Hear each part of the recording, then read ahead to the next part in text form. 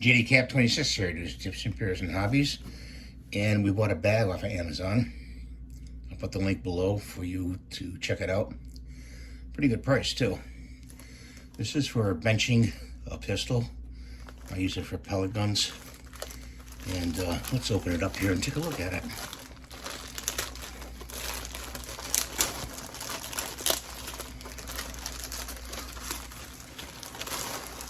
Put that over there.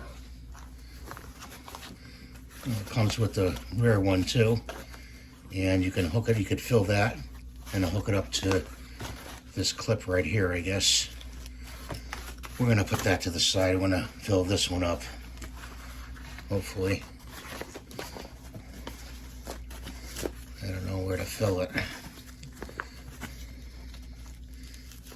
It's got a Velcro closure here, and it fills in like that. So this is going to be slightly difficult to fill, guys.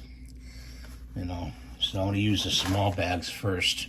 I'm going to do this off camera, guys. The rice goes in here.